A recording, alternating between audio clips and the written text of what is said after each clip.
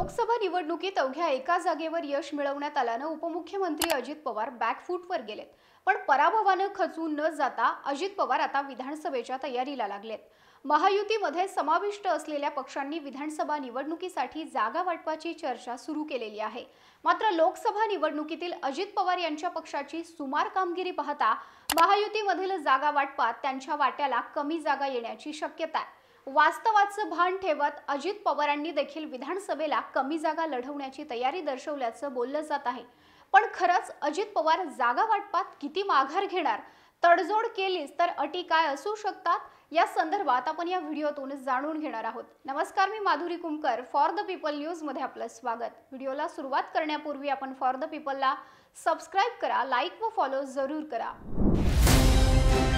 भारत दुनिया का सबसे बड़ा लोकतंत्र और एनएलसी भारत देश का सबसे बड़ा गैर राजनीतिक मंच। शक्तिशाली लोकतंत्र के लिए राहुल कराट का सार्थक कदम। मुंबई में हुआ ऐतिहासिक प्रथम राष्ट्रीय विधायक सम्मेलन।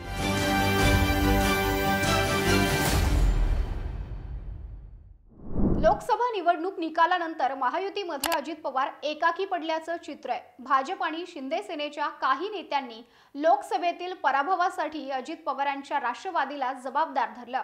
त्यामुळे विधानसभा निवडणुकीआधी भाजप अजित पवारांची साथ सोडणार का याची चर्चा सुरू झाली। पण भाजपच्या राज्यातील नेतृत्वाने अजित पवारांच्या राष्ट्रवादी सोबतची युती कायम ठेवण्याचा निर्णय घेतला। त्यामुळे विधानसभा निवडणूक होईपर्यंत ही युती कायम असेल। अजित पवारांचा लोकसभेत भाजपला काय उपयोग झाला, उलट नुकसानच झालं, अशी मांडणी भाजपचे अनेक पदाधिकारी गेल्या काही दिवसांपासून करतात। भाजपचे पदाधिकारी देखील अजित पवारांच्या राष्ट्रवादीबद्दल उघड भूमिका घेऊ लागलेले आहेत। पुणे, सातारा, परभणी, नाशिकमध्ये राष्ट्रवादीचा फायदा झालाच नाही, उलट महायुतीला तोटाच झाला, असा पदाधिकाऱ्यांचा सूर आहे। या सगळ्या पार्श्वभूमीवर काही दिवसांपूर्वी मुंबईत भाजपच्या कोअर कमिटीची बैठक झाली। त्यामध्ये अजित पवारांसोबतची युती कायम ठेवण्याचा निर्णय घेण्यात आल्याची माहिती समोर आली।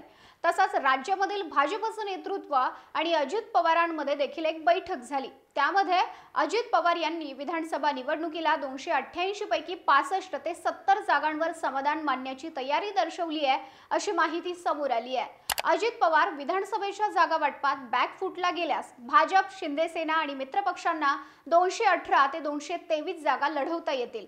शिंदे सेना 100 जागांसाठी आग्रही आहे।